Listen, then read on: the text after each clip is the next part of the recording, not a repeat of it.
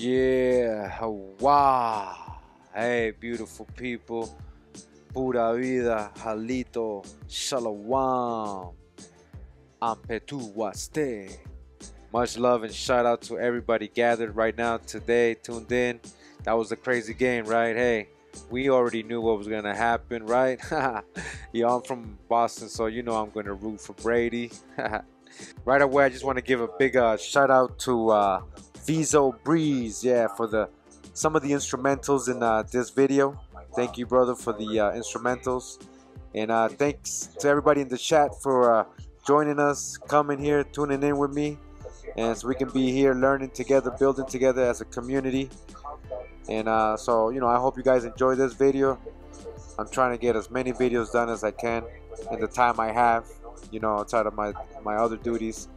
But much love and respect to everyone listening right now. All right, pura vida, Hawa. Let's get started.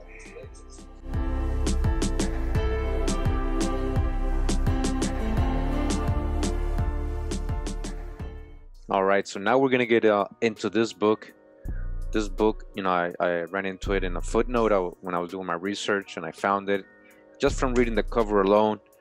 I'm like, wow, already correlating, you know, the research. So the book is called Jewish Pirates of the Caribbean. It says here how a generation of swashbuckling Jews carved out an empire in the New World in their quest for treasure, religious freedom, and revenge. Edward Kritzler.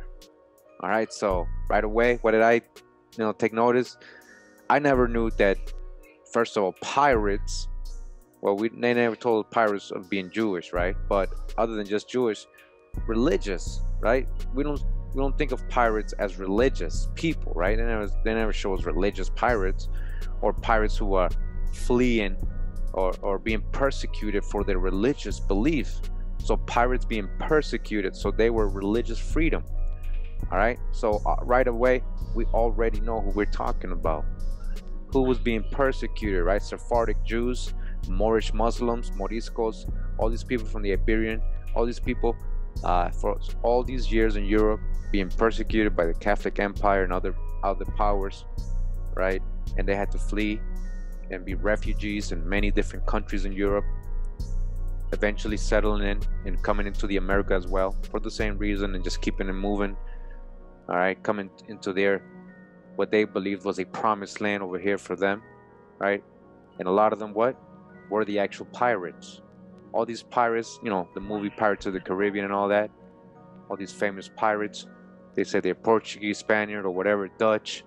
Who were these people really? Their genealogy. And I bet most of them, we have already read a couple of them already, but I bet most of them were, crypto Jews, crypto Muslims. All right, under the Dutch banner, under Portuguese banner, under Spanish banner, under Irish or English, So we're gonna get into this book, and the cover, just the cover alone, already explains a little bit. So I haven't actually read this book. I'm gonna read it with you guys. So I'm gonna read it for the first time as I record this with you guys. I read the cover and this preface here in the next part of the cover. All right, and that's all I read so far. So I want to read that to you too.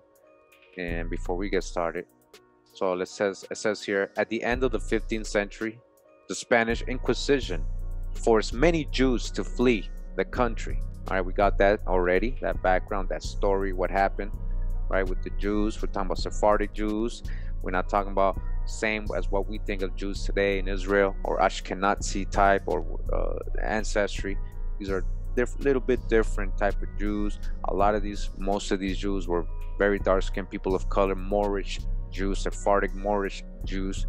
All right, and it says here, the most adventurous took to the seas in ships bearing names such as Prophet Samuel and Shield of Abraham, and attacked and plundered the Spanish fleet as they carved out an empire in the New World in their quest for treasure, religious freedom, and revenge. All right, Jews. Filled with high seas adventures, Jewish Pirates of the Caribbean is the thrilling story of a hidden chapter in Jewish history and of the cruelty, terror, and greed that flourished during the Age of Discovery. Here we meet daring and colorful figures such as the great Jewish pirate Sinan, who was Barbarossa's second in command, and Abraham Cohen Enriquez, an arms dealer who used his cunning and economic muscle to find safe havens for other Jews. All right, so they were helping each other. I remember they had this whole network in the Atlantic, right, with their families, these port Jews, all right, and these Moors and their ships, all these captains. They had the trade going since ancient times, and they did it and prospered during colonial times with the same trade they had going. It says also included are the encounters of these swashbuckling Jews with other legendary pirates such as Captain Morgan, and there are detailed portraits of cities stacked with high plunder such as Port Royal, Jamaica. The Jewish Pirates of the Caribbean captures a gritty and glorious era of history and recounts the lives and characters of those Sephardic Jews. Boom, there you go, Sephardic Jews in the early New World, who through guile, bravery, and intrigue persevered to gain the rights that Jews in the Western world enjoy today. All right, so we're talking about Sephardic Jews and Muslim Moors, a lot of those together.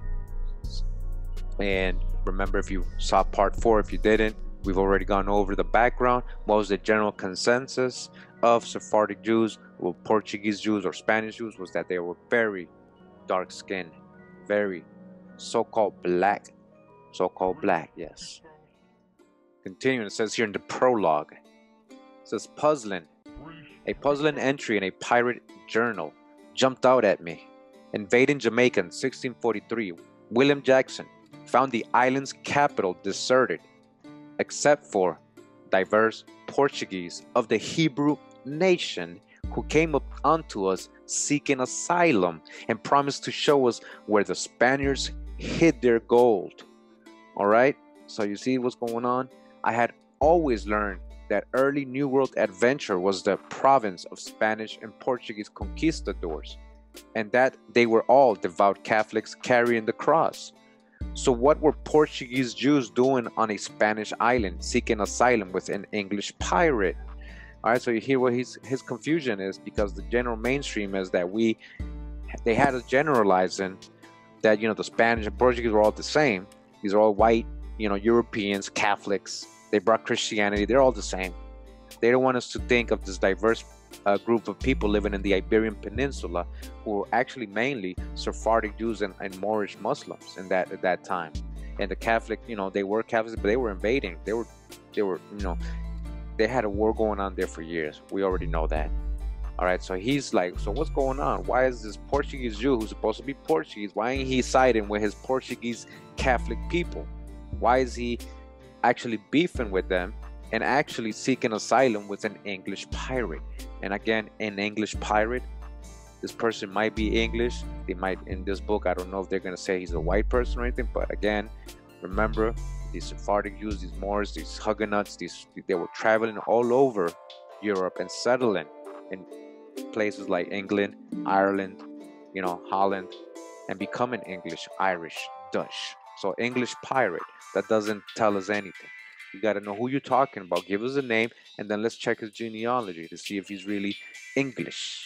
All right. So it says it was 1967. I had moved to Jamaica from New York and came upon Jackson's journal in the reading room of Jamaica's National Library while perusing contemporary accounts of the island's Buccaneer beginnings. I was more than intrigued. I wanted an answer. What I next learned was startling. All right, what he learned was startling. Before England conquered Jamaica in 1655, the island belonged to the family of Christopher Columbus, who provided a haven for Jews. All right, Jamaica was what? A haven for Sephardic Moorish Jews, people of color, European people of color. All right. The leader of the Jewish community, the late Sir Neville Asheheim, went even further, telling me that Columbus was a Jew and that Jamaica's Jews trace their ancestry to the first settlers. All right, Jamaica's Jews, they trace, all right, goes way back since colonial time.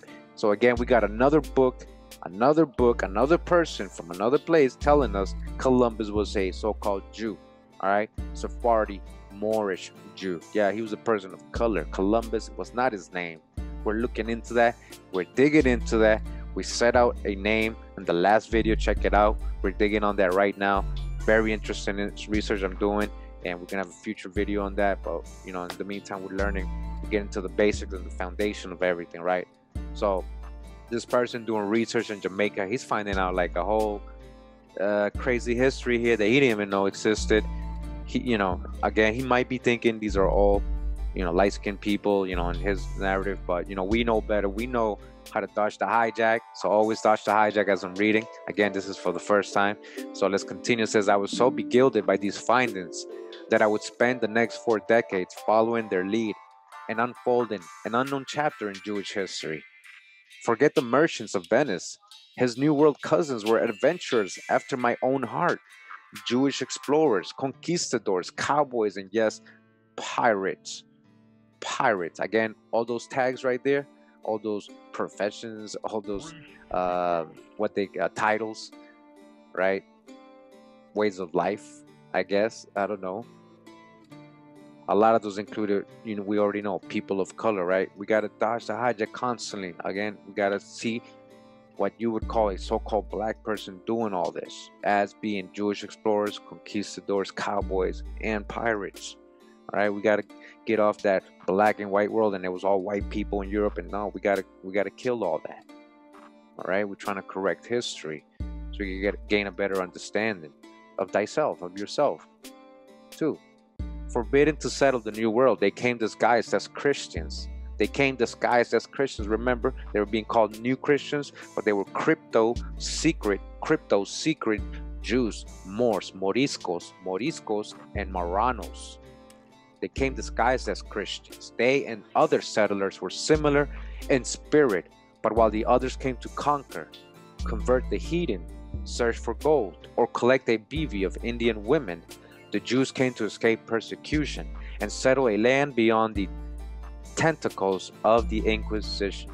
All right, so very interesting right here. He's saying that most of these Jews were, like, again, Sephardic Jews, Moorish Jews, or people of color, they were actually coming here looking for a better life, supposedly, not just coming like the other conquerors or maybe the Catholics who were coming here and just abusing the people, collecting the gold, taking all the resources, you know, taking the women. You know, they saying they're different. We don't know that for exactly. I'm sure there was some of them who were doing evil things, because there are at the end of the day humans. But I guess in general, it seems they weren't trying to do that. They were actually, you know, a lot of them we know were assimilating and amalgamating with the Indians. There was a lot of mixture with the Sephardic Jews and Moorish people that came, the cryptos, or the disguised Christians as they called them, with the Indians. All right. So it says the story begins with Columbus and the Age of Discovery, when secret Jews sailed with the explorers, marched with the conquistadors, and were among the first settlers in every New World colony. Again, they were what? Amongst the first settlers. This is very significant. This is, as we keep researching, we're going to see, well, we go to every settlement, every first colony here in America, every place that was colonized, and we're gonna find these people. We're gonna find Sephardic Jews, Morisco crypto, Moors, all that. We're gonna find them here, settling in, getting into their trade, getting into their business, or whatever they were doing, sugar, trying to survive, trying to be able to practice their own, beliefs, all that in the New World.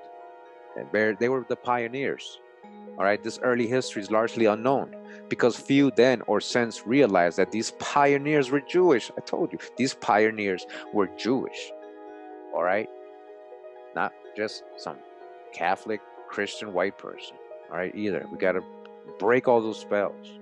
Iberian Jews, Iberian Jews posed as new Christians from Portugal. Again, Iberian Jews posed as new Christians from Portugal.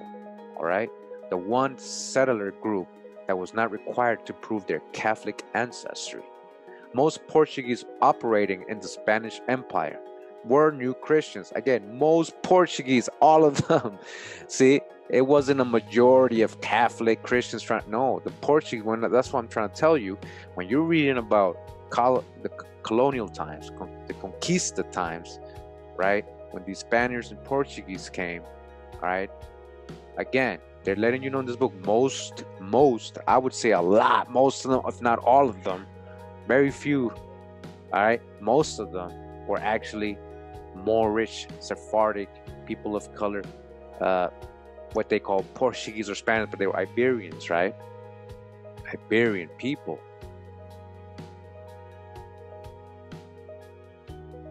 They were the ones operating in the Spanish Empire.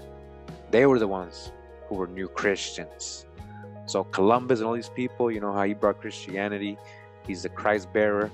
He was just doing that just to, survive for himself. These were crypto Jews, commonly called conversos, and many maintained their allegiance to their ancestral faith. So they would come with the cross, here, worship Jesus, right? And they wouldn't even do it. They knew that wasn't them. That wasn't part of their beliefs. They were esperandos, hopeful ones, who expected that the Messiah would soon come and that he, like them, would appear in the guise of a Christian and so forgive their apostasy. Oh, really? That's what they thought? Oh, really? I don't think that's all what they all thought, but that's even that is a little funny, right? So, all right, well, we'll betray and we'll switch up, and because Jesus is going to do it, or the Messiah. They didn't even say Jesus, right? They said the Messiah is going to do it. He's going to pose as a Christian, so we're going to be forgiven. All right. Until then, whatever it would take to get by in the enemy world was not deceit, but strength. All right. So whatever they needed to do to survive. So I don't know if this author is a descendant of these people. So it seems like he's trying to make them not sound so bad. They had to, who knows, but he's just trying to paint a better picture for them. All right. They had to do whatever it takes, even if they had to kill people, take other people's land, Indian land, convert other people, all that. As Esperantos, Jews in the New World lived and prospered. Unless exposed by the Inquisition, they were their graves with their masquerade intact. They went to their graves, right? So, they were fine as long as they didn't know, or the prophets, that say that, they're Jewish or they're practicing, or anybody knew, as long as they kept saying, I'm Christian, yeah, praise Jesus, they were fine. They were fine. And a lot of them took that to their graves. Nobody ever knew. And that's what happened in history. And then we're just realizing now a lot of these people were actually, they had this background. Though even death offered no assurance, as dead heretics were tried in absentia. If found guilty, their bodies were exhumed and burnt and their property confiscated. Wow. Arriving first as explorers and conquistadors, they and the Jewish pioneers who followed soon focused on a field of expertise that had sustained them and made them welcome in the diaspora. All right. So these people, not all were saints. A lot, again, they did whatever they had to do to survive in the enemy world, right? They were so-called explorers too, and conquistador, conquering, conquistadors, people of color, so-called black people. All right. Check out my Columbus and his Negro Friends video. from about 2 or 3 years ago. We first just started this research and all that, and we went over some of the so-called famous black conquistadors, all right, that are known in history. But there was a lot more, because a lot of the people we thought were white were actually so-called black. So it was a lot more, all right, and that included again Sephardic Jews and Moorish Moriscos, all these people, crypto Muslims, crypto Jews, a mercantile people. Jews in the New World went about their business as traders and ship owners, thus becoming the first merchant class in the Spanish Empire. As long as they pretended to be Christian and delivered the goods, no one questioned their religiosity too closely. They set up the first sugar factories. Who set up the first sugar factories and plantations? Sugar, right? Sugar factory, sugar, slavery, right? Plantation system. Kunta Kinte, right? They told us they brought Africans, and they told us it was white people creating all this stuff. But it was actually Sephardic, people of color, Jews, Iberians, who set up the first sugar factories, pioneered grain, coffee, and tea cultivation, and traded sugar, tobacco, all right, tobacco. Remember the Indians, the Dutch tobacco companies, and the Indians, the pictures of the Indians, the tobacco Indians. Who was doing all that? Also people of color. Gold and silver with covert Jews of the Iberian Peninsula. Covert. They had their networks set up over in Europe still. So they had a great network going back and forth with their covert family members back in the Iberian Peninsula. Covert, secret, undercover, covert, not in the open. First profits to the homeland were the underpinning of the mercantile system. Everything to and from the New World had to go via Seville or Lisbon. For most of the 16th century, the parties were content with the trade-off. The king needed the Jews to ensure his cash flow, all right? So they needed these people to handle the trade for them, to make sure the money and all of the commerce, the economy is going. They're handling the accounting and all that, right? And they needed him, the king of Portugal, who was a Catholic, right? Catholic empire, to keep the Inquisition at bay. However, once the trade network was established, Jews became expendable. So once the Portuguese established their own trade, started taking over, they're like, you know what, we don't need you guys anymore, but thanks for helping us. All right, what happened? A lot of those became so-called Negroes. Oh, we don't need you guys anymore. At the close of the 16th century, Inquisition fires caught up with them in Mexico and Peru, where Jewish merchants controlled the silver trade. Holy inquisitors were called in to purify the bottom line. All right, so what they were doing, again, we've read this already. We're going to get more into the Sephardic Jewish people who were in Mexico and Peru and these Latin countries, and we're going to get into that. Don't worry, future videos, I got plenty of documentation on that.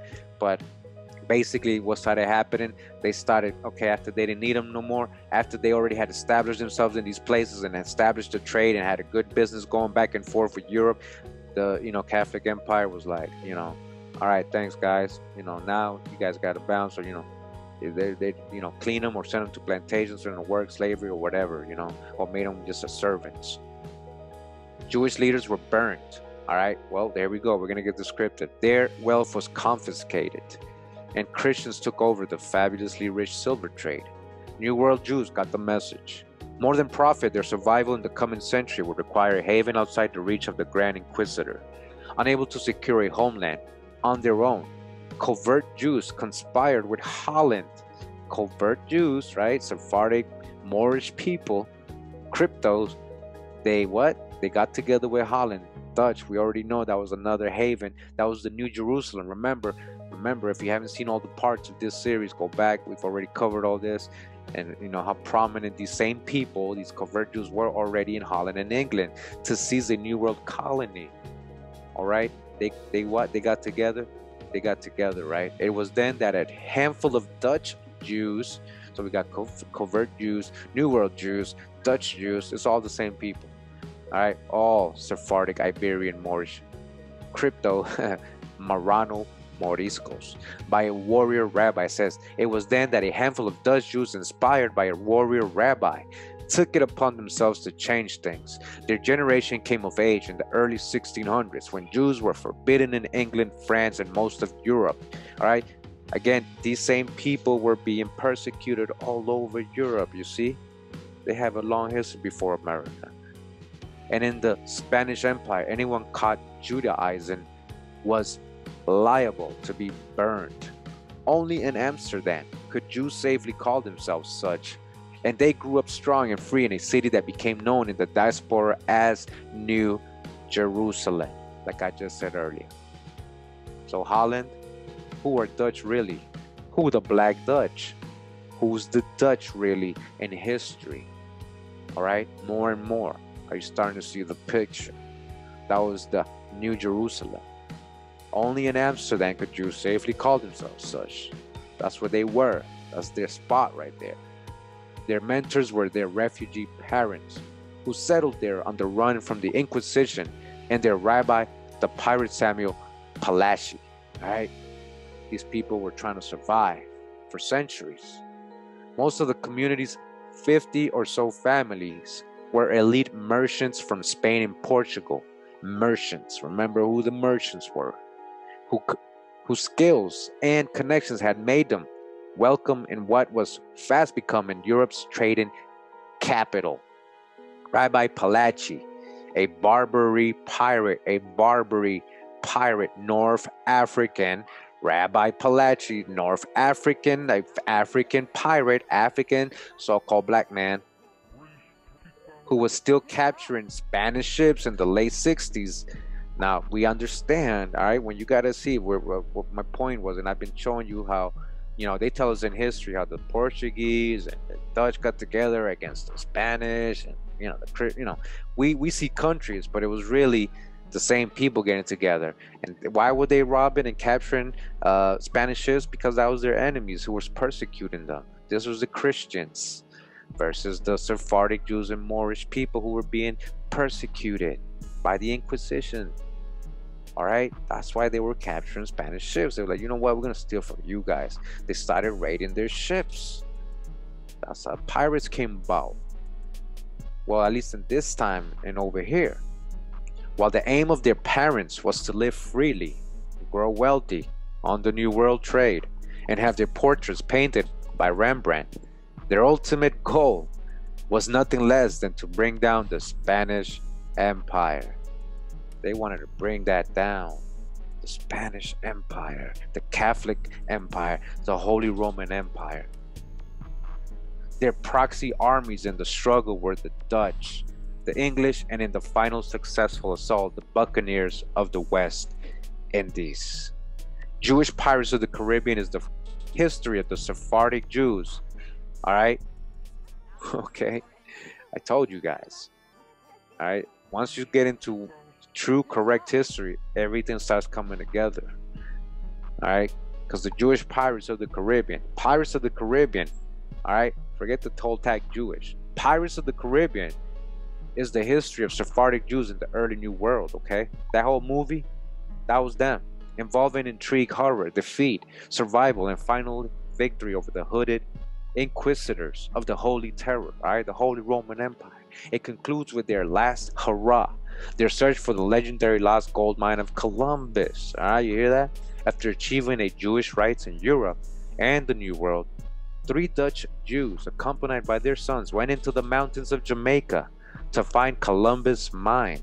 They reported that their search was not successful, but I found their map and have reason to believe it was. All right, so that was a great prologue, all right, very informative, and he's about to get down. So, that was his whole goal, to show this history, and then eventually towards the end, he, on some treasure hunt here. Very, I know a lot of people love that. Very interesting to me, definitely. I'm gonna make sure to read the whole book, if not with you guys, but at least personally. All right, so we're gonna see if we can get some more information out of this book. All right, so let's continue. All right, so now we're gonna continue on the introduction of this book.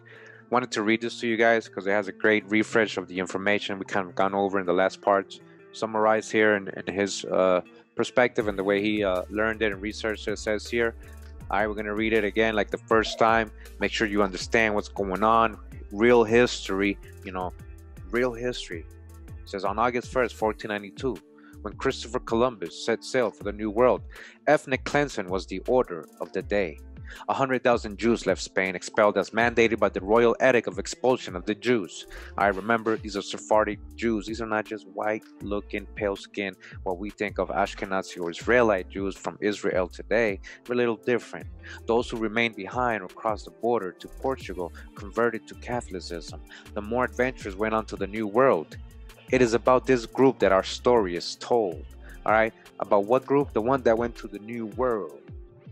All right, not the one converted to Catholicism, but those are in here too. Long before Spain was Spain, all right, before it was called Spain, Jews were living there. Sephardic Jews were there. King Solomon trading post 1000 BC. All right, dodge the hijack. They already messed with our chronologies, throwing us back 3,000 years, 1,000 years, 300 years. Get the work from Anatoly Fomenko. Great research from this person, Anatoly Fomenko. The new chronology, history, fact or fiction. Check out that information. All right, we're gonna do future videos on this because I've been digging and researching for the last 3 to 4 years, along with the brothers, Con Drop, 42 The Drop Radio, and others, UB News, exposing the fake chronology. All right, so again, now they're trying to say King Solomon's trading post was in 1000 BC. I say this was a lot more recent. All right, so dodge the hijack. But either way, they're letting you know that Spain was a trading post, all right, and that these Jews were handling it. Developed over the millennium to become Sephard, a strategic outpost of the Roman Empire. It was there in the 5th century AD that Emperor Titus, all right, so dodge the hijack again, 5th century AD, Emperor Titus, after conquering Israel and burning the temple, exiled thousands of Jews. All right, so they're saying that when Jerusalem got taken over by the Roman Titus, right, which they're saying in 1st century AD, I say a lot more recent, all right, a lot more recent, that all these Jews, a lot of them ended up in Sephard or Spain, right there in Iberia, all right, so a lot of those Jews, again, they do come from a lot of true Hebrew nations. They also did mix with a lot of other peoples that were in this area of Iberia, So there's a long history there. Check out the first parts of this series so we can get a full understanding. Although the Jews of Sephard flourished, they were always tenants. The Visigoths who replaced the Romans made it illegal for them to own land. And Spain's subsequent rulers, the Vandals, the Moors, and Catholics, found it expedient to continue the ban. Despite this and other restrictions, the tribe of Moses grew and prospered. In Spain's feudal society, Jews were an educated elite, a merchant class also respected as physicians and financiers. At the end of the 14th century, after some 1,500 years of residence, the 500,000 Jews of Sephard, half the Jews of Europe, and I would say it was more probably, represented the oldest and largest Jewish community outside Palestine. Their leaders boasted lineage to King David and considered themselves the aristocracy of Jewry. These were halcyon days for a people who were unwelcome in most Europe. All right, so again, just dodge the hijack, part 3 of this series. We know the Sephardis have a lot of Turkish blood too, a lot of Muslim and influence and blood as well. So again, it's not just fully what we would consider Israelite or King David. The spirit, what you have inside of you, your spirit is what really counts, not what your background is, because anybody could be a background of anything. Doesn't mean they're going to be like that person, right? It's all about your ruach, the spirit. Right, so out of these people, many are probably carrying the true ruach, right, the true spirit, and many probably are not and carrying a whole different type of ruach. All right, so that's all I'm saying. Hopefully you guys understood what I was saying there. Let me continue. It says, but their very prosperity and superior lifestyle were resented or presented by an educated mass whose all-consuming religious beliefs could be inflamed by virulent anti-Semitism. Ferran Martinez, a fire in Seville, provided the spark following a frenzied sermon in which he accused Jews of everything from causing the Black Plague to killing Christians, children, and drinking their blood. He incited the crowd to rise up and destroy this accursed race. Descending on Seville's Jewish quarter, the rabble slaughtered 4,000 men, women, and children. What is known in Jewish history as the Massacre of 1391 had commenced. Pogroms spread from city to city. The mob's ammunition, convert or die, resulted in 100 dead Jews and 100,000 converts for Jesus. After a bloody year, peace was gradually restored. Spain's 300,000 remaining Jews came forth from hiding places and reconstructed their lives. Those who remained faithful continued to live as Jews, but under a host of restrictions. But the 100,000 converted Jews freed from religious bondage rose over the next century to positions of power that had been denied them as Jews, called conversos or new Christians, to distinguish them from the dominant old Christians. They achieved major positions in government, the army, and universities, and married into the highest nobility, all right? So they weren't doing so bad always. They were prominent at court and in the hierarchy of the church. However, conversion by coercion rather than conviction had an unforeseen consequence. Forced baptism had brought infidels into the church, but in doing so created heretics within. In the last decades of the 15th century, there began what came to be called the Holy Terror. Queen Isabella vowed she would root out all heretics from her kingdom once the Catholic reconquest of Spain from the Moors was complete. Meanwhile, she would begin by reading our heretics in Seville, a city known for Jews pretending to be Christians. Her means was to auto the fe, act of faith, the church's idea of judgment day on earth, with a grand inquisitor playing God. Wow. In 1482, Isabella gave that role to her confessor Thomas de Torquemada. In the course of his 18th-year reign, the former Dominican friar personally condemned 9,000 Jews to the stake at the Quemadero burning ground outside the city walls. Wow, Torquemada. So we got all his historic books. He got first-hand accounts because he was over here in the Americas dealing with the Indians. That's funny because he was even saying that they had Jewish and they were the lost tribes of Israel. But then he's over here condemning thousands of Jews in Spain outside the city walls. He also exhumed the bodies of 7,000 dead heretics and burned their remains. Whenever Torquemada appeared in public, he was accompanied by 50 agents on horseback and 200 armed guards. You hear that? He had bodyguards because he was a hater. You see, he was an evil-ass dude. Excuse my French. He was evil. He was just murdering people. He didn't care. You can't just murder thousands of people and act like God. You ain't God. 10 years later, on the very day Columbus set sail, Spain's monarchs banished her Jews to purify and thereby unite their nation. All right. On the same day, what happened on the very day this Sephardic Moorish Columbus, not his name. What happened on that very day? Spain's monarchs banished her Jews to purify. They got kicked out that was their deadline. All right, that was their deadline. They already had got warned a couple months back. That was their deadline. So what do you think happened? A lot of them came with Columbus. A lot of them came on their own. But they went somewhere else and made it over here. Jews settled everywhere. Like I just said, Jews settled everywhere. They were permitted. And disguised, that's Portuguese New Christian. Disguised. All right, what else did they become disguised? That's Protestants.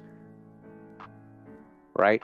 Dutch, English, Irish, Black Dutch.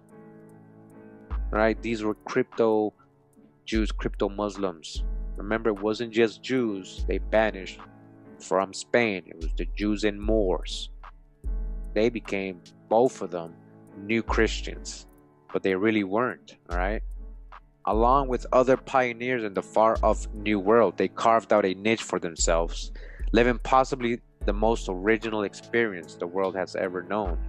They thought themselves safe, but the white-hooded inquisitors soon followed.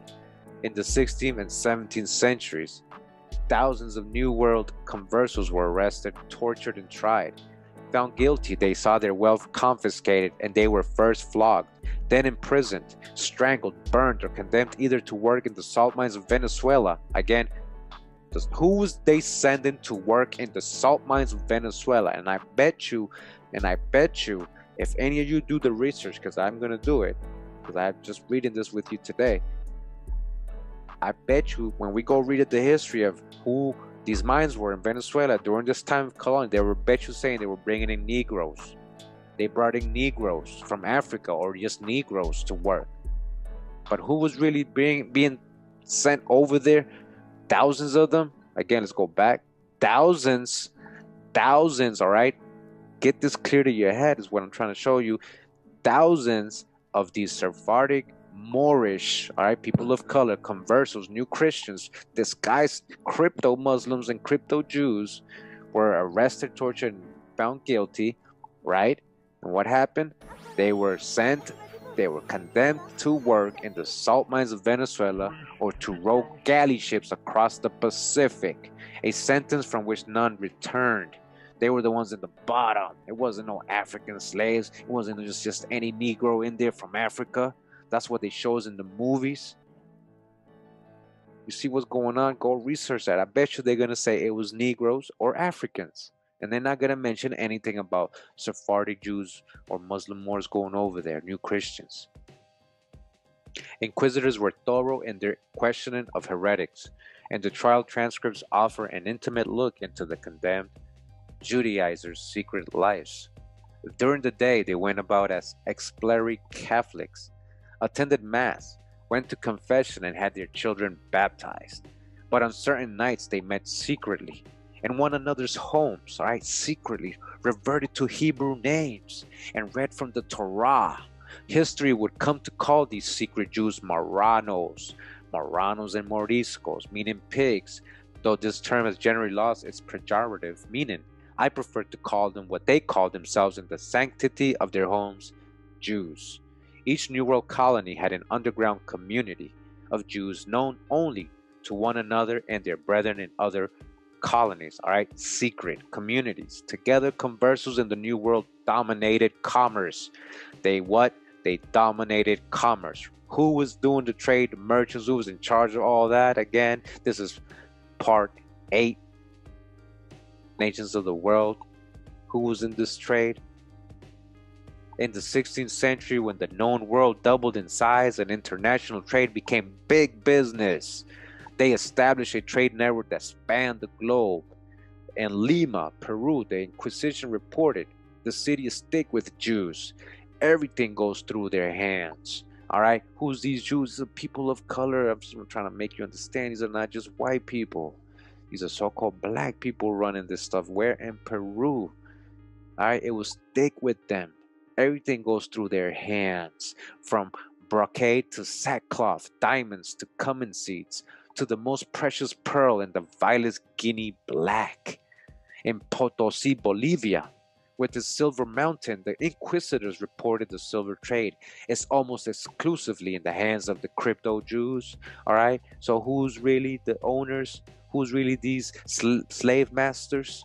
In Potosi especially, read about that mountain they got all the silver from. All right, and you know, mainly it was American Indians, other people of color who they were put into enslaved there. Who was running that? Crypto Jews. In Port Royal, Jamaica, English merchants protested. Descendants of the crucifiers of blessed Jesus, eat us and our children out of all trade. They purchased the entire cargo of a trading ship, divided according to paid shares, and distributed goods through agents in each of the colonies. In concert with their fellow Jews scattered worldwide by the Sephardic diaspora, they formed a global tribe of inside traders, bonded by heritage, language, and hatred for Spain or the Roman Empire. New World Jews traded with covert brethren on the Iberian Peninsula, and later sold directly to Jews in Amsterdam and London, often in ships leased from Jewish ship owners in Amsterdam and Antwerp. It's all connected. They're all family. They're all doing business together. Who's the Dutch? Who's the Spanish? Who's these Jews? Who's the Portuguese?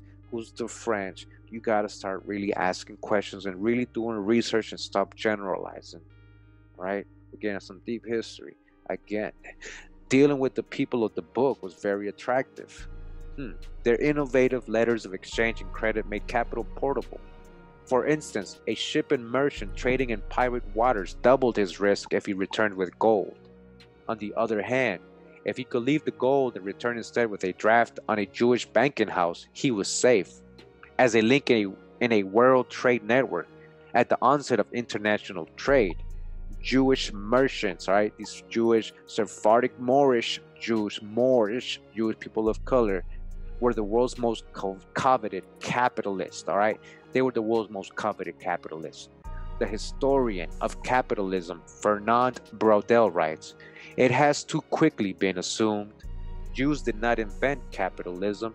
Certainly, they participated wholeheartedly in its beginnings. If they didn't invent it, they were the ones who really started that, capitalism, all right? It is not unrealistic to refer to the 17th century as the age of the great Jewish merchants. All tags, we're talking about Sephardic Iberians, Moorish people, people of color, right? Piracy was another lucrative area of commerce in which these Jewish merchants specialized. They were the pirates. Questions of morality did not apply. It was the normal business of every nation to license mercenaries. All right, licensed mercenaries, privateers, right? They were hiring these people to seize and rob enemy ships and share the proceeds. The only difference with the Jews was they did not have to license their freebooters. In coded correspondence with fellow merchants and other colonies, they were able to ascertain what ship was sailing when, its cargo, route, and destination, and what its captain may have secreted in his cabin. Thus informed, Jewish merchants were the brains behind the brawn, financing, advising, and sometimes leading the Caribbean's emerging fighting force, all right? They were the ones doing every part of it. A ragtag crew of misfits of every nation that coalesced as the dreaded pirates of the Spanish Main. From many nations, all right? But they were all what? They were all what? Cryptos. Iberian cryptos. A precedent for this unholy alliance was set by fellow Sephardim in North Africa, all right, in North Africa, a Sephardim from North Africa who had assured their welcome among the Moors by profitably backing and sometimes leading the Barbary pirates. These people were all together, you see. Sinan, Barbarossa's second in command, was referred to in crown correspondence with England's Henry VII as the Great Jewish Pirate, and the brothers Samuel and Joseph Palachi would go from commanding pirates to founding Amsterdam's Jewish community. You hear that? That's a big one. I didn't know these were the actual founders, that they were actually pirates before that. I think I read it a little bit, but I didn't pay attention. But I understand now.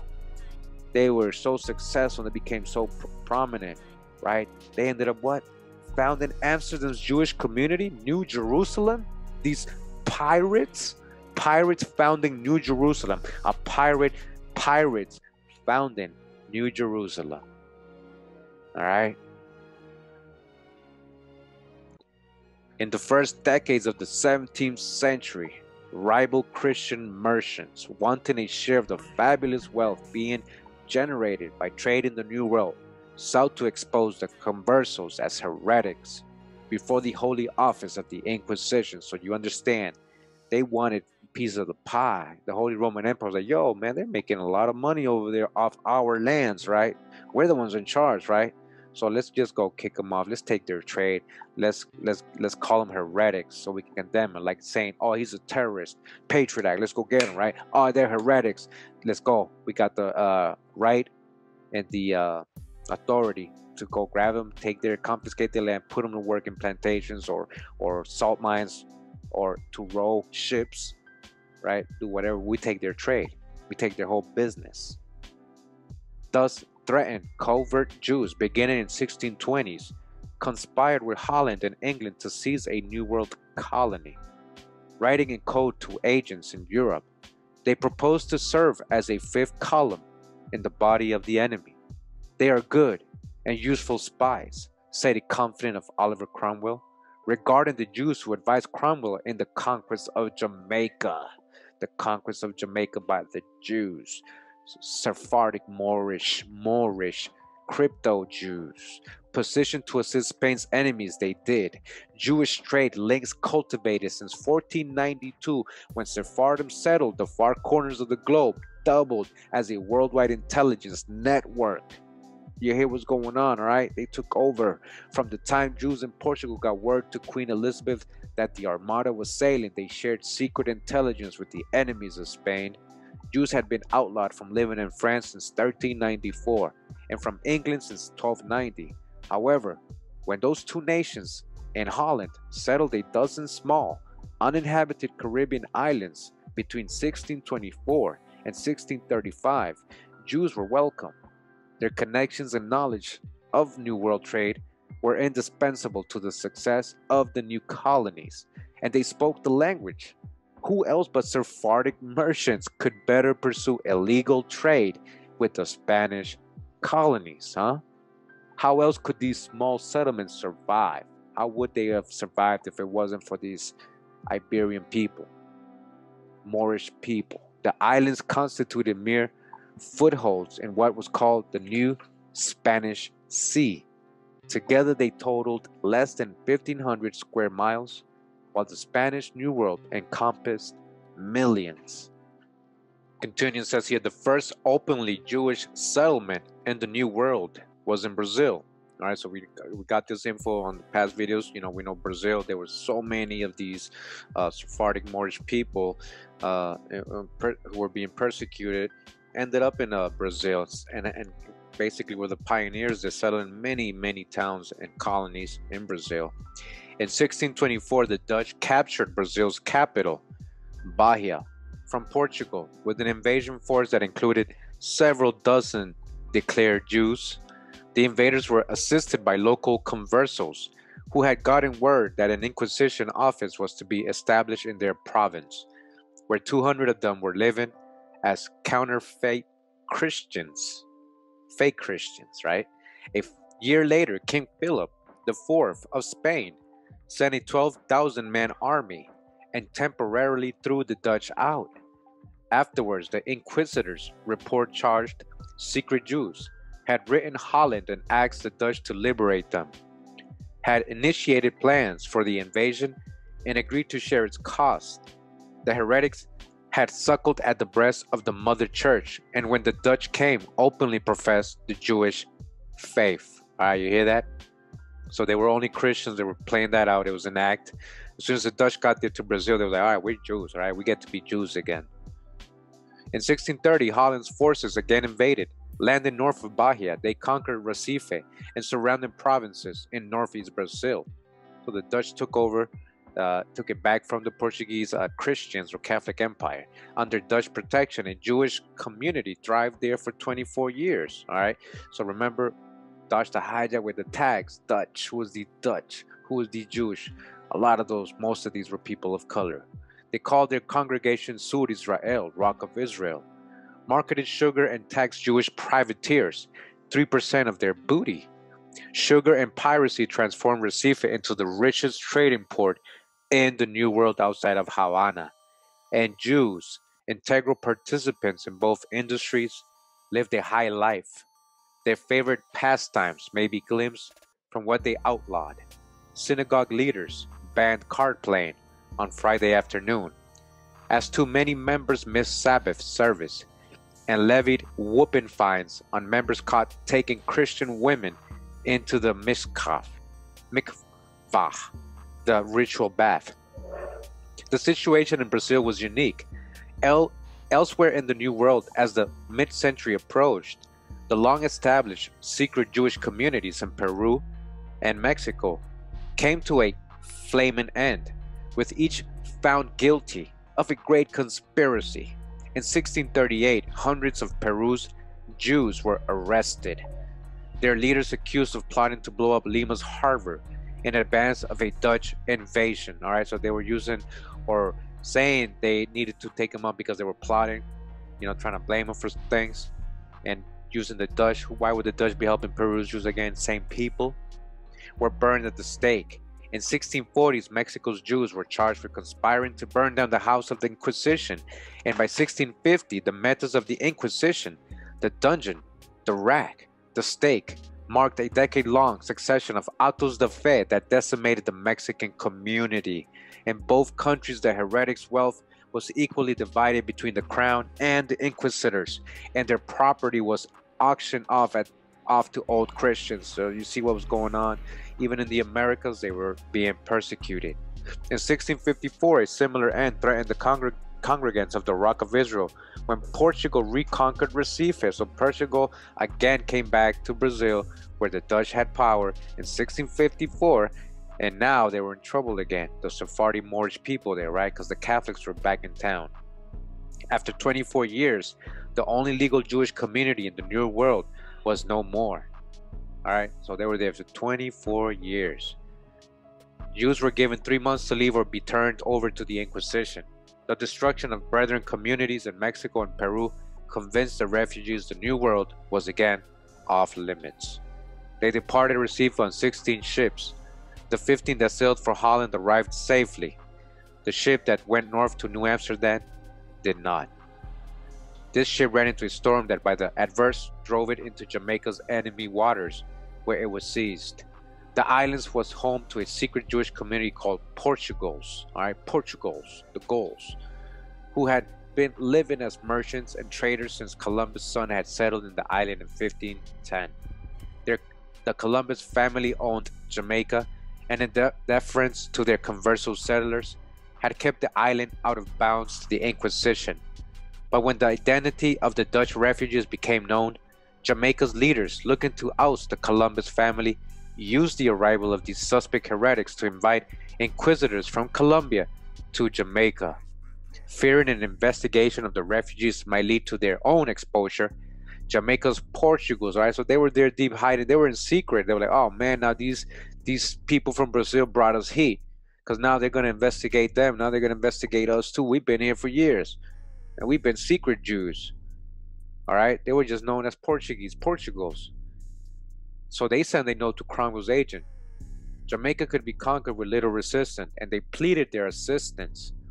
The following year, a Jew from Nevis led 36 English ships into the harbor, and 2 local Jews negotiated and signed a peace treaty surrendering the island to England.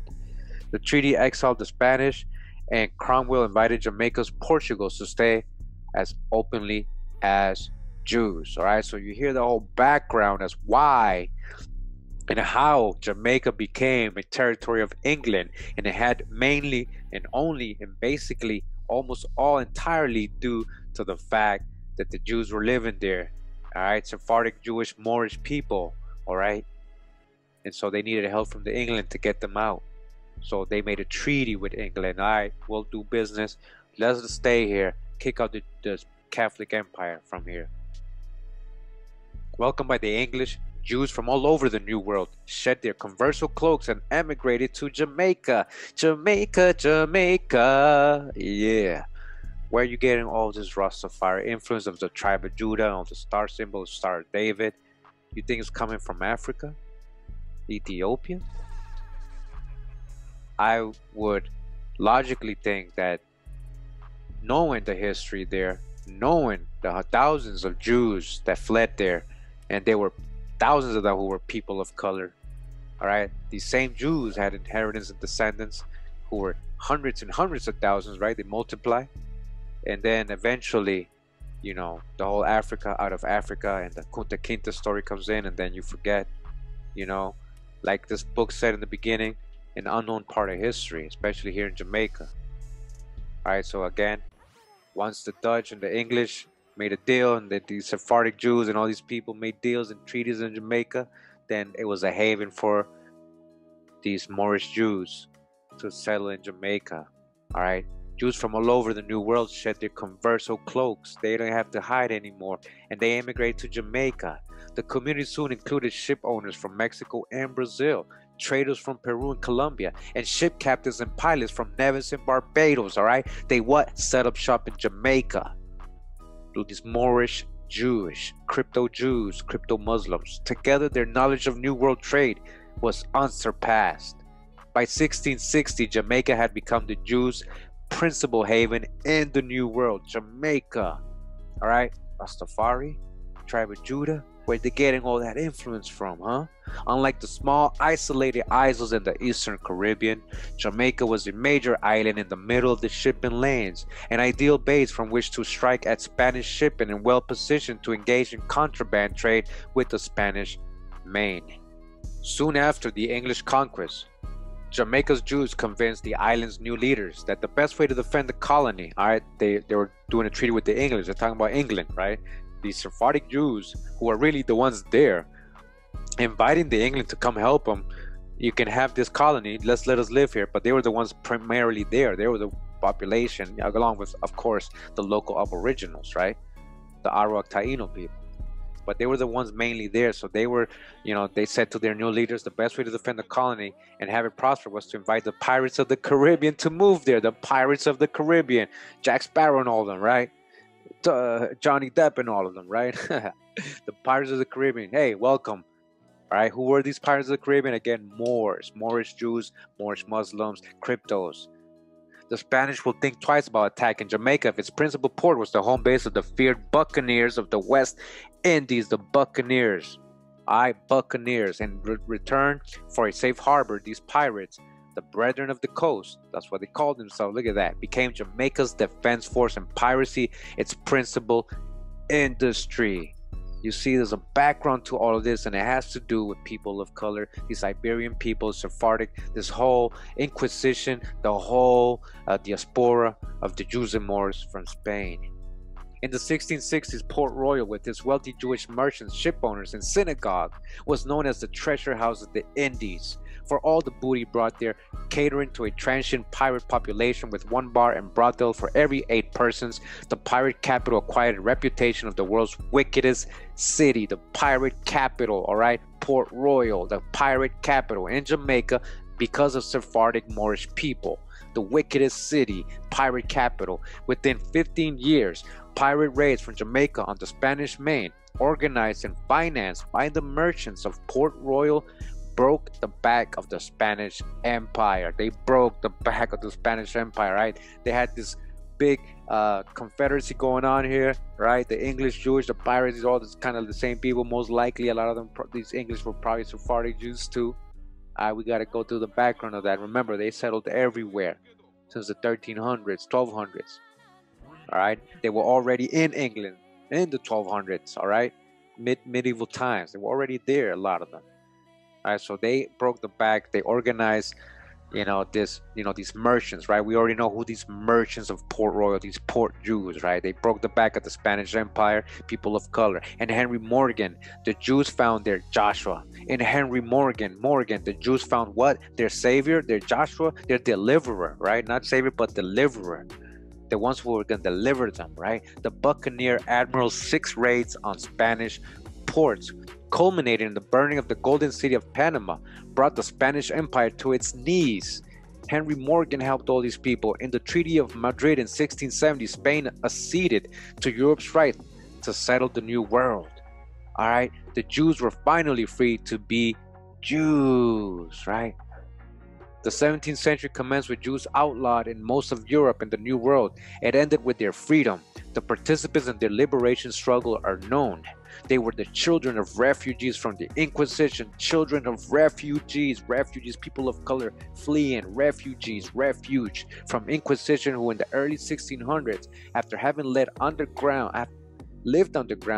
their lives in Spain and Portugal, after being underground in Spain and Portugal, settled in Amsterdam, accepted by the Dutch as a valued merchant class. They raised their children in the free air of Holland. They became Dutch, right? Where a select group of them, following the example of their warrior rabbi, took it upon themselves to change things. Over the course of half a century of leadership, 1623 to 75, they invaded the New World, battled the Inquisition, and orchestrated their people's freedom. All right? There's a happy ending. Warriors, triumphant people, right? All right, but what about the indigenous people of America? All right, again, this was not about color. These were people of color. And in their pursuit of freedom, they did take over a lot of the land over here. So it's not about complexion. It's not about hating these people or saying, oh, you guys are invaders or anything. But it's just history, you know, we got to acknowledge every part of our ancestry and genealogy. All right, so that was the prologue and the introduction of this book. And just to continue with the topic of today's video, I want to read from this website. It's from the Friends of Israel Initiative.org website. And this article right here, it says Sephardic Jews in the Caribbean islands. All right, Sephardic Jews. Sephardic Jews helped build nations and islands that were discovered by Christopher Columbus and other people with Jewish background. All right, Columbus, what? With Jewish background. Again, Columbus was a Sephardic Jew, a Moorish Jew. And down here it says, one way or another, there is something nobody can deny about this sea, talking about the Caribbean Sea, of heavenly beauty and its cluster of unmatched islands. Western civilization entered the Western Hemisphere for the first time through the islands of the Caribbean, and Sephardic Jews were among the first Europeans to set foot on the soil of the Western Hemisphere. The New World discovered by Christopher Columbus. I am among those that consider Columbus a Sephardi, that is a Sephardic Jew. Alright, he considers all these references, all these correlation. Yeah, he was a most likely Sephardic Jew. This is another source, another reference. Simon Wiesenthal postulates that Columbus was careful to conceal his Judaism. Others have argued that Columbus was a converso, a Sephardic Jew who publicly converted to Christianity. Another word commonly used as Marrano, a Jew living in the Iberian peninsula who converted or was forced to convert to Christianity, many of whom continued to practice Judaism in secret. In the Caribbean, Sephardic Jews were sometimes known as Portugals. Alright, they was known as Portugals. We got that in Jamaica, right? Or Portuguese, because they originated there or settled in that country after the expulsion of 1492. So remember, these were Moorish people being expelled from Iberia, Spain, and Portugal. My favorite Spanish historian, Don Salvador de Madariaga, one of the 20th century most prominent Spanish statesmen and former professor of Oxford University, describes Columbus' Jewish roots in what I consider an almost definitive biography, Vida del muy magnífico señor Don Cristóbal Colón. The presence of a good number of conversos in Columbus' ship is described by José Amador de los Ríos en his Historia Social, Política y Religiosa de los Judíos de España y Portugal. Alright, so we already know, got the background. A lot of these Sephardic Jews and Moors in Columbus ship, we already got that drop before. That is also the opinion of Simon Wiesenthal in his book, Sails of Hope, The Secret Mission of Christopher Columbus. Let me quote, by midnight, August 2nd, 1492, all Jews must leave Spanish soil. That same night, the 3 sailing ships which are to carry Christopher Columbus on his voyage of discovery are anchored quietly in Palos Harbor. And although they are not scheduled to embark until the following day, Columbus has ordered his crew to be on board by 11, but strangely enough, not a single priest is included. The auspicious coincidence of these two events, compounded with the intense mystery which was always surrounded the identity of Columbus, has led to a complete re-examination of all previously accepted theories about the true nature of his mission. The true nature of Columbus' mission. What was the true nature? Remember, he wrote a book saying he was coming to reconquer the holy city and Mount Zion. All right, remember, he's a Sephardic Jew. This is a prophesies this to him. This is a prophetic mission he's on. All right, he's a Sephardi Moor. He's Moorish, a person of color.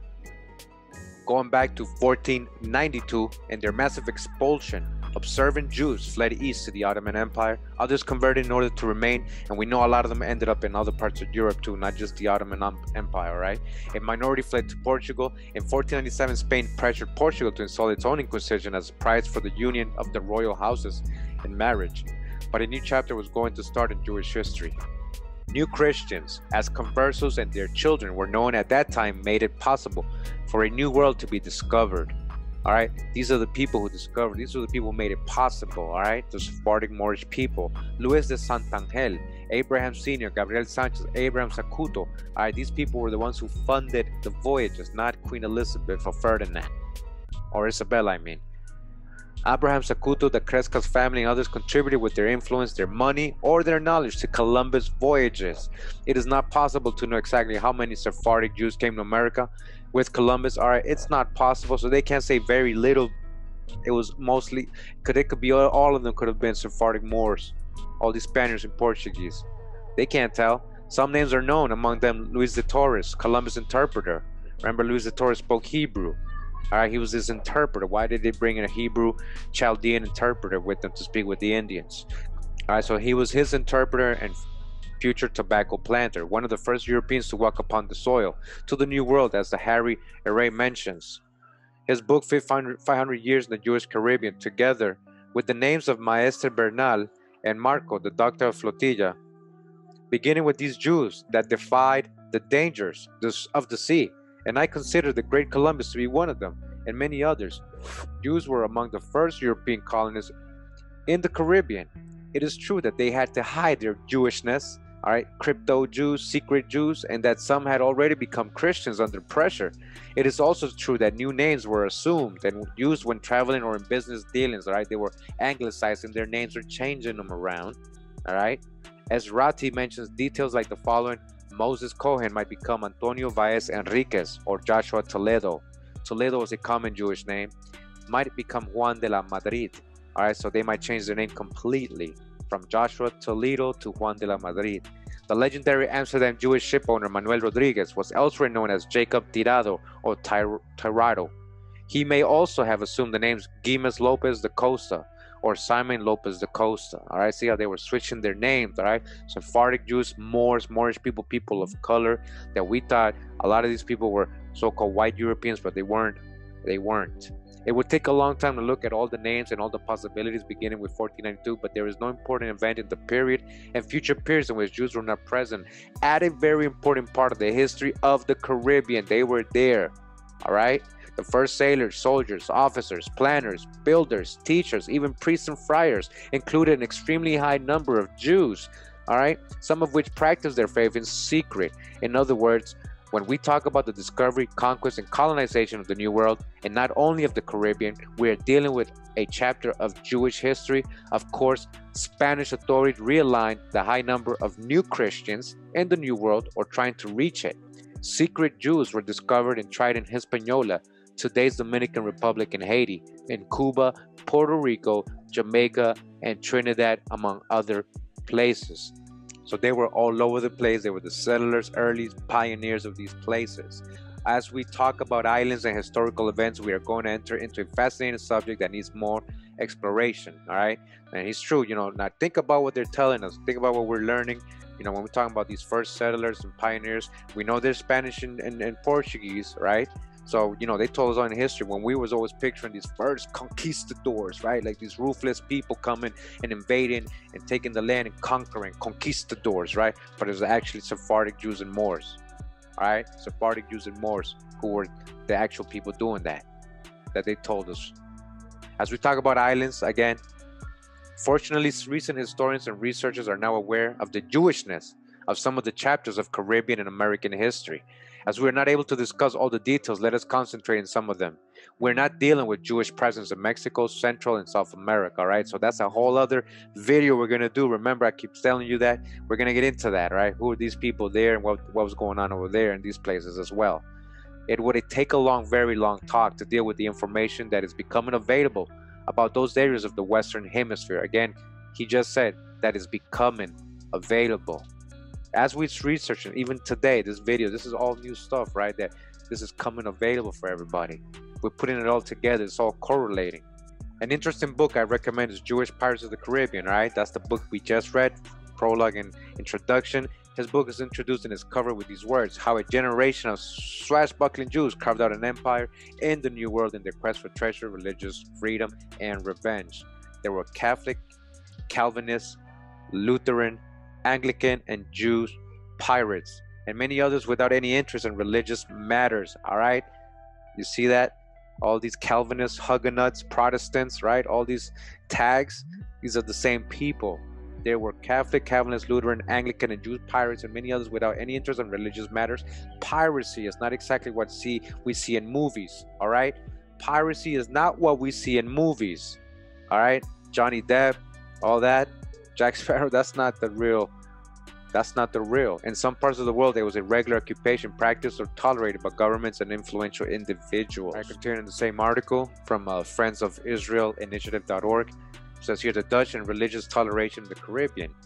We already know the role of the Dutch, the Protestant place, also Sephardic capital, right? The New Jerusalem. So the Dutch, who are these Dutch? All right, we got to take that tag off. There's people behind that, and there's Sephardic Jews and Moors behind that.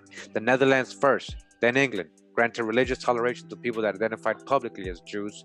Many Jews from Portugal with ancestors in Spain settled in the Netherlands and other Protestant countries, right? Protestant places. Despite some unpleasant incidents, Jewish life became part of Dutch society, and Dutch Jews became financially active in the Dutch East India Company, right? They were in charge of what? The Dutch East India and Dutch West India Company. We already got that in past videos. As former Spanish colonies became Dutch more and more, Jews became active participants in business and other activities. When Recife and Bahia, cities controlled by the Dutch for a period of time in the 16th and 17th centuries, were conquered by the Portuguese, a number of Jews moved to some of the small islands of the Caribbean. They were not the only Jewish settlers of the region, but in Suriname, in South America, and in Curaçao, St. Eustatius, St. Martin, and Aruba in the Caribbean, small but prosperous Jewish communities developed. Suriname is not geographically part of the Caribbean, but it is culturally Caribbean to an extent.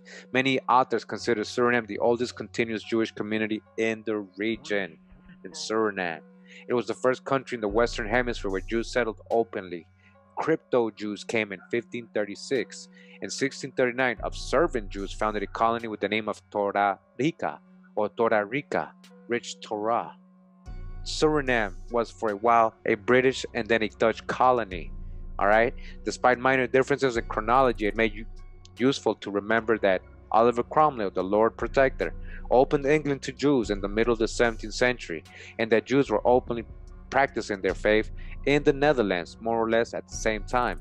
Countries ruled by Calvinists were more open to the open practice of Judaism than Catholic and Lutheran nations. Curaçao had a large Jewish community. By Caribbean standards, even though Cuba was going to have the largest Jewish community in the 20th century before the Castro Revolution, but until the 20th century, Curaçao had the largest Jewish community in the region. Jews fleeing from Recife, Brazil, arrived in 1659 under the leadership of Isaac da Costa. Right, we got Isaac da Costa already in the video. We got the da Costas and how they were being labeled in the North America. They were being labeled mulattoes. They were Irish mulattoes because they were Sephardic Jews. They were people of color. All right, so the coast is a very strong history.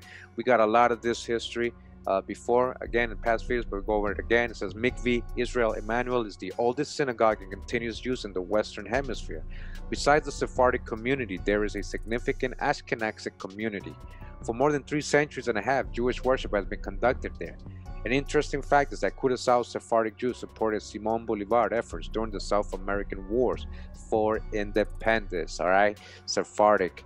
And Bolívar is believed to be a person of color as well. The families Lobo and Maduro, originally from Curaçao, are among the best known in Caribbean history. The relation between the Sephardic communities, all right? So Maduro's, the president that they have recently or whatever, that's a Sephardic family. Now you see why he was president, right? Or whatever, dictator, whatever you want to see him as. The relationship between the Sephardic communities of the Caribbean and South America and the early Jewish communities in the 13 colonies is significant and historical. It's very significant and historical. That's why we're researching this and getting to know this information. Among other facts, I would like to point out that in the September 1654, 23 Jews from Sephardic community in the Netherlands, coming from Recife, Brazil, arrived in New Amsterdam, New York City. All right. This is where they end up. This is why this is important. They did not find a friend in Dutch Governor Peter Stuyvesant, but religious pluralism was already in tradition in the Netherlands, and the Dutch West India Company overruled his discriminating practices against other religions. The Dutch West India, why did the Dutch West India make them do that? Because that was owned by Sephardic Jews as well, people of color. All right, continue a little bit more. It says, and the British came. Not only Jews from Dutch colonies, but also from British colonies are related to the history of Sephardic Jews in the Caribbean. For instance, there was a very active community in the island of Nevis.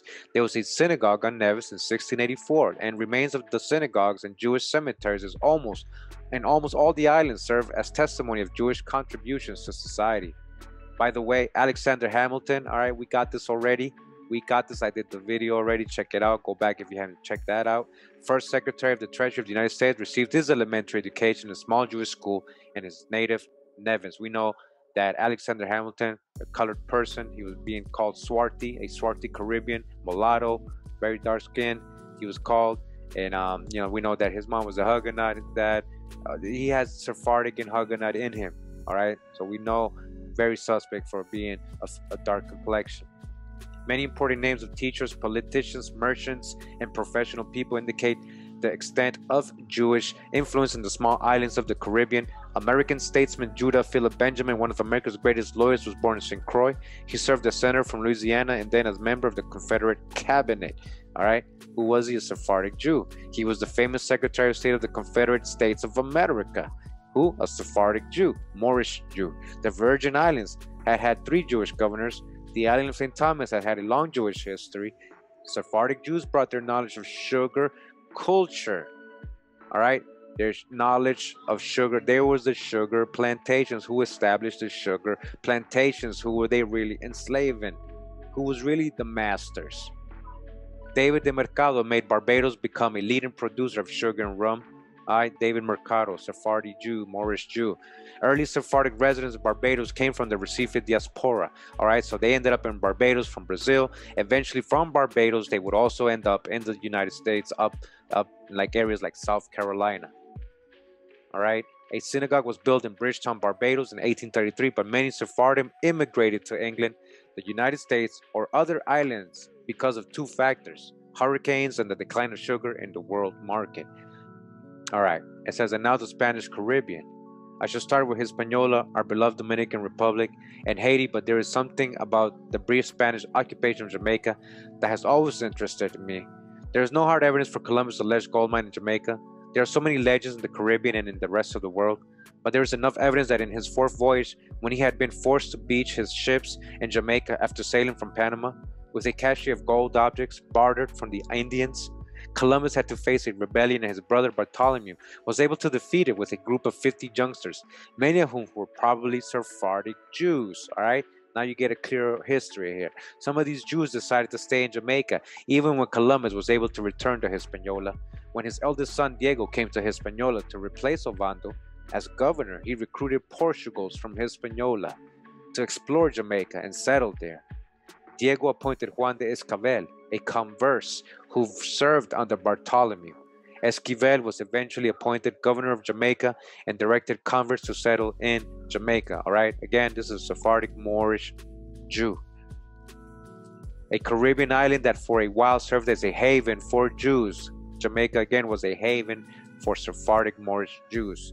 Chrysler points out that under the protection of the island's rulers, covert Jews came disguised as conversos from Portugal. Remember, these were pirates. A lot of these were pirates. Port Royal, remember, their presence there known and approved by the Spanish crown. That is not the end of the story. When British warships sailed into Jamaican waters towards Kingston Harbor, after having failed to conquer Santo Domingo, they were led by Campo Sabata, a Marrano Jewish pilot.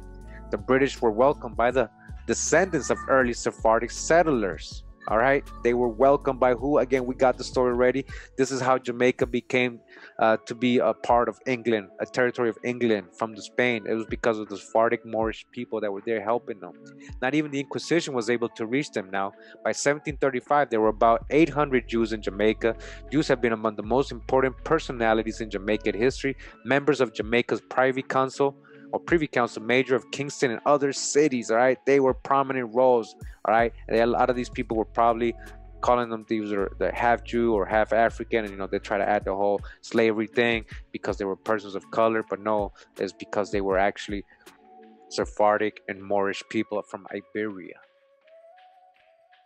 A prominent Jew was the first Jamaican ambassador to the United States, and the oldest and most important newspaper, the Daily Gleaner, was founded by the brothers Phineas and Jacob de Cordoba, all right, by Sephardic Moors in Jamaica, all right. So the first prominent ambassador to the United States from Jamaica was a Jew, all right. Getting this information, some of the members of the Jewish community are not Sephardic, as a good number of Polish Jews moved to the island during the Second World War, all right. This is recent. You heard that? All right, this is recent. This is not colonial times. We're not talking about the same thing. It says the early Sephardic Jews that came to Santo Domingo were Maese Bernal, Luis de Torres, Rodrigo Triana, Juan Verde de Triana, Rodrigo Sanchez, Juan del Barco, Gabriel Barahona, and others. But Sephardic Jews lived in different locations on the island, not only in Santo Domingo. Some lived in what is now Haiti. This situation was not limited to the period of Spanish colonization. Through the 18th century, names as De Paz, Sarceda, Soria, Gradus, Monsanto, GMO, were found in French Haiti. The slave revolt of the 1790s affected Jews and other whites that died or had to flee. Many Sephardic Jews moved to South Carolina. Again, many Sephardic Jews moved to South Carolina and other areas. And here we go with the whole background and connection, right? You guys saw my South Carolina video. You guys know that South Carolina was especially Charleston, was a free person of color town, mainly, only, possibly, most likely, right, until for a very long time. So many Sephardic Jews, many of those people were Sephardic Jews, Moorish Sephardic Jews that were there. Charleston received, again, here we go, I haven't read this. Charleston received Sephardic Jews from the many Caribbean locations. Even before that, some Jewish merchants remained in Haiti after independence, and later on some Jews from Europe moved to Haiti. Very few live there today. When mentioning Haiti, we should take into consideration that French Jews visited those colonies under French control. Again, French Jews, those are the same people. All right, remember a lot of the Iberians, Sephardic Moors, had to go to France when they got expelled from Spain and Portugal. So these French Jews has visited these colonies under French control, and some stayed there. Guadeloupe, Haiti, and Martinique. All right, same people, they're just being called French, just like these are being called Spanish, Portuguese, or Dutch. The family of Prime Minister Pierre Mendès France lived in Jérémie, Haiti, until they moved to Bordeaux. The Mendès are well-known Sephardic family. All right, these are Sephardic Jews. All right, we move on. It says here, Puerto Rico is the second island to be colonized by the Spanish because of the Castro Revolution and the exile of thousands of Cuban Jews. Puerto Rico has the largest Jewish population in the Caribbean. Puerto Rico, and what is your ancestry there? Really? Do you guys know who you really are there? Not just Taino, but also some of the Sephardic and Moorish blood in you. 3,000 or more, and is the only island in the region in which Orthodox, conservatives, and Reformed Jewish movements are represented. Some of the early Europeans inhabiting the island were Sephardic Jews, but little is known about their presence. Nevertheless, some names are known: Salomon Señor, Elias de Sola, Isaac de Lima, Judah Cohen, among others. Most of them were merchants, but Isaac de Lima was a well-known doctor of Mayagüez. Unlike other islands, there are no significant records of synagogues, cemeteries, or settlements. Roman Catholicism was enforced rigorously. That's why. A well-documented book about Cuban Jews is Tropical Diaspora, written by Robert Levine, but there are other sources. Many Sephardic Jews lived in Cuba during the Spanish domination, but it was not until 1898 when formal Jewish communities were organized. I would like to emphasize that the first bishop of Cuba that was born in the Caribbean, Don Pedro Agustín Morel de Santa Cruz, born in Santiago de los Caballeros in the 18th century, was not only Sephardic, but he probably was a crypto Jew, almost the same thing. He was the first Cuban historian and the most prominent personality during the period, 1761-62, that Havana and Western Cuba were under British domination. He challenged British demands to such an extent that he was deported and sent to Florida. Bishop Morel wrote extensively about his history and pastoral work. Cuban historian Cesar Garcia de Pino wrote a book explaining his belief that Bishop Morel was a crypto Jew that survived the continuous accusations of the Inquisition. He was lying about his identity to survive. Early Jewish Cubans were Sephardic, and their last names are no different from those of their Dominican neighbors. Practically every name I included in my Dominican list are to be found in Cuba. Dr. Levine writes about the beginnings of Sephardic Jewish presence. Historical accounts of the Jewish colony evolution on the islands emphasize Jewish connections with Cuba by considering as Jews many people who may or may not have considered themselves members of the Jewish faith. This includes individuals whose ancestors had converted to Catholicism and who were brought up as Catholic, and also others suspected of having been Marranos. All right, so we got a lot of this information. We keep getting this like it's the first time. It gets more solid in our head. You know, we know the background. We started getting more clear picture of this, right? Of these people, of the whole history, a more clear history. All right, so they haven't been Marranos or New Christians, those who maintain outward signs of Christianity. Levine and other authors coincide in believing that the Holy Inquisition was established in Havana around 1519, and that many conversos were accused of being secret Jews. Although aside from one 16th century case, Escalante did not issue sentences until 1610. One name is Francisco Lopez de Leon, convicted of Judaizing and executed. A famous victim of the Inquisition was a Marrano sailor, Captain Miranda, who brought with him a Hebrew Bible from Curaçao. Most of the Sephardic Jews who came to Cuba in the early 20th century were descendants of the late 15th century Jewish exiles from the Iberian Peninsula. All right, Moorish people right here, right? Most of the Sephardic Jews who came in Cuba, what?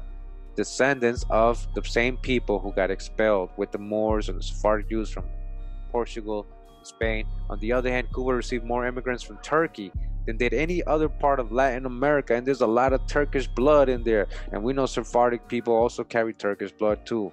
A lot of them do. So a lot of Turkish people, more than any other part of the Latin America, and most of these were Jews. Again, most of these Turkish people were what? Jews, Sephardic Jews, these Turkish people. All right, so that was Friends of Israel Initiative.org letting us know the drop of the Sephardic Jews in the Caribbean islands. I'm at this website now. It's pirateempire.blogspot.com. The Pirate Empire. This is from 2016. It says Jewish pirates in the Caribbean. In 1492, Columbus sailed the ocean blue. Most people in America remember this convenient rhyme that tells when Columbus discovered America. What they don't teach us about the same year is that even more momentous event occurred. On January 2nd of 1492, Spain ended a war that had been going on against the Moors of northern Africa for almost 700 years. Moors. You may remember from your school days a little about the Crusades, religious wars in which the Christians of Europe tried to conquer and hold the holy lands of the Bible, especially Jerusalem. While the Muslim and Moors, the people holding her holy land, had their own plans for conquest. They invaded the Iberian Peninsula, location of Portugal and Spain in the 700s, and held large portions of it for over 700 years. Moors. The conquest had a profound effect on culture in the region. It was also, I believe, one important reason why Spain clung so relentlessly to the Catholic religion in a changing world. After all, the conflict between the invaders and the people had largely been a matter of religion, not complexion.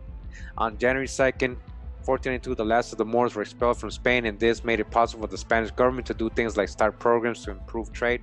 Such actions included funding a crackpot named Columbus, who thought he could reach India by sailing west, dodged a hijack. One of these major supporters of this expedition was Spain's richest Jewish families. All right, so here's the drop we came for. All right, these Jews had entered the country as bankers. All right, we got the background on that: traders and money lenders of the Moors, and had become important to the Spanish economy. Now the government of Spain, long accustomed to waging religious war against the Muslims, seemed about to turn on their Jewish neighbors. These were the days of the Spanish Inquisition. Today we can make jokes about it, but at the time it was deadly serious. The Catholic Church, ruler of the religious lives of the Catholics in Europe and the world, had decreed that people who did not worship in ways determined by the Church must be taught the error of their ways. This might involve public humiliation, confiscation of property, torture. About 2% of those accused were burned alive at the stake. Since 1580, the Inquisition in Spain had been particularly dedicated to examining the religious life of the Jews. In order to better get along with society, many Jewish people had converted to Catholicism. These new Christians were often called conversos and were subject to intense scrutiny by the ruling elite. The government suspected, sometimes correctly, that these so-called conversions were merely matters of form. All right, they were really faking it. Some of Spain's Jewish citizens continued to practice the ancient religion in secret, yet it was difficult to act against people who for centuries had carried out banking and trading jobs that Christians did not want to be involved in. Jews and even the conversos had already faced suppression and unequal representation under the law. They had become suspect during the plague years of the 1300s, when desperate people looked for someone to blame for the sickness that destroyed whole cities. The Jewish population was handy scapegoat.